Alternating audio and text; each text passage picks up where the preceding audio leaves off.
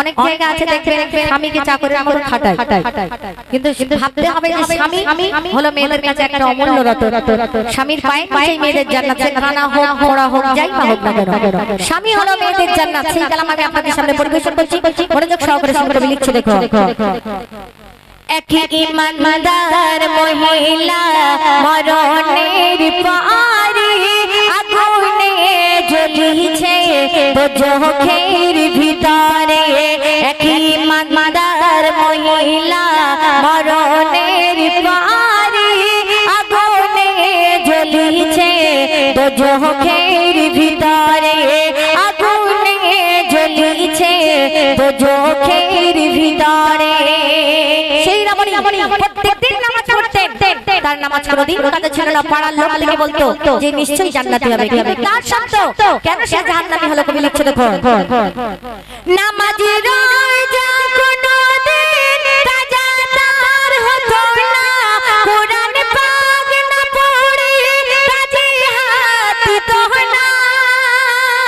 পাড়ার লোক বলতো এ তোনে কওরাত মমতের পরে ঠিক পাবি জান্নাত। তবুই মেয়েটা কি কসুর কইরে, তবুই মেয়েটা কি কসুর কইরে, জাহান্নামী হলো মাওলার বিচারে।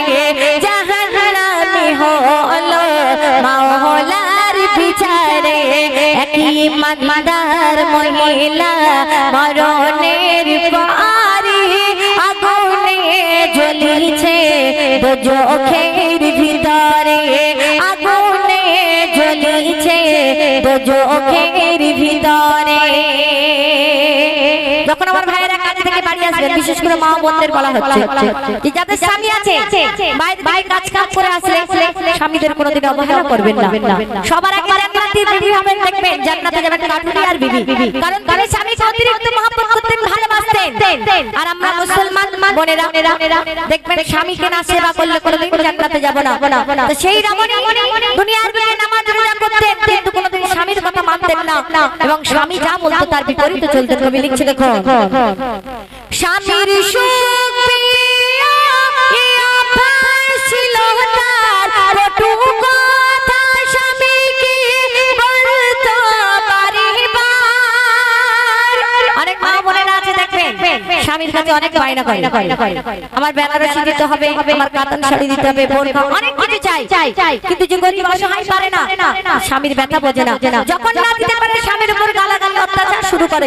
কিন্তু স্বামীর পায়ের নিচে মেয়েদের জান্নাত, বারবার এই কথা খেয়াল রাখা দরকার। কবি লিখছে দেখো, স্বামীর সুখ পেয়ে আভাস ছিল তার, কটু কথা স্বামীকে বলতো বারবার। আর স্বামীর কথায় কুয়া কানে শুনিত না, মাথায় কখনো ঘুমটা দিত না। সেই সকল ইবাদত আল্লাহর দরবারে, সেই সকল ইবাদত আল্লাহর দরবারে কবুল তো হলো না মাওলার বিচারে। কবুল তো হলো না মাওলার বিচারে। একই ইমানদার মহিলা মরণের পরে আগুনে জ্বলিছে চোখের ভিতরে। আগুনে জ্বলিছে চোখের ভিতরে। সেই মহিলার আম্মা জান হঠাৎ একদিন স্বপ্ন দেখলেন যে তার মা দুনিয়ার বুক থেকে বিদায় নিয়েছেন কবরে। কিন্তু কবরে এত আযাব হচ্ছে যে আযাবের ফেরেশতা তার গলায় শিকল দিয়ে টেনে টেনে জাহান্নামে নিয়ে যাচ্ছে। যখন তিনি স্বপ্ন দেখলেন, দু জাহানের বাদশা রাহমাতুল্লিল আলামিনের কাছে গিয়ে বললেন যে আমার মেয়ে এমন কষ্ট পাচ্ছে। তো নবী পাক সাল্লাল্লাহু আলাইহি ওয়াসাল্লাম তাকে বললেন তার স্বামীর সাথে যাও, স্বামী যদি ক্ষমা করে তবে সেই জান্নাত পাবে। কবি লিখছে দেখো, স্বপ্ন দেখে আম্মা জান নবীজি কি শোনায়, না যেতে পাবে কেমনে বলো বলো আমার। আজাবি ফেরেশতা মারছি তার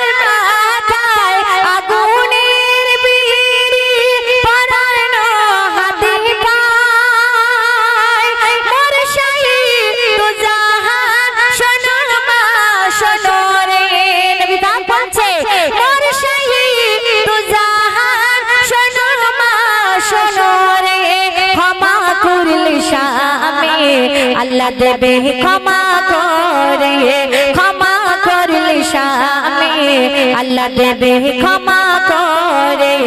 একই ইমানদার মহিলা মরণের পরে আগুনে জ্বলিছে দোজখের ভিতরে, আগুনে জ্বলিছে দোজখের ভিতরে।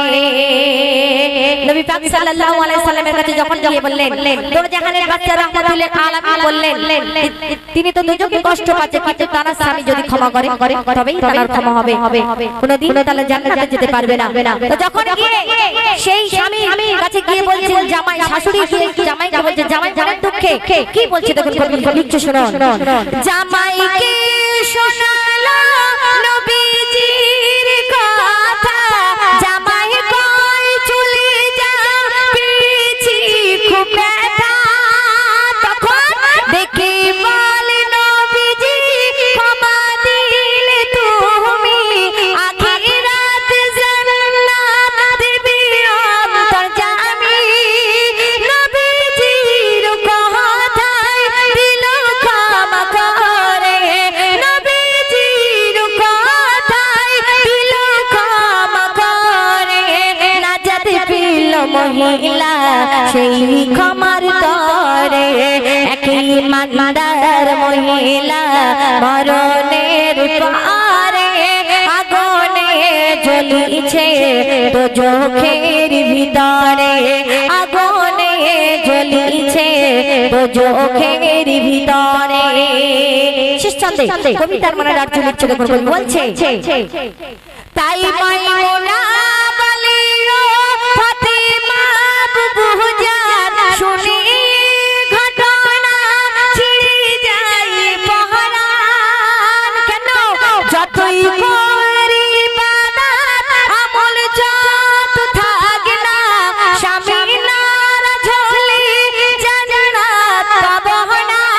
হে খোদা দয়াময় শক্তি দিও মোরে, হে খোদা দয়াময় শক্তি দিও মোরে। যেন এ জীবন কেটে যায় স্বামীর সেবা করে, এ জীবন কেটে যায় স্বামীর সেবা করে। একই ইমানদার মহিলা মরণের পরে আগুনে জ্বলিছে দোজখের ভিতরে, আগুনে জ্বলিছে দোজখের ভিতরে, আগুনে জ্বলিছে দোজখের ভিতরে।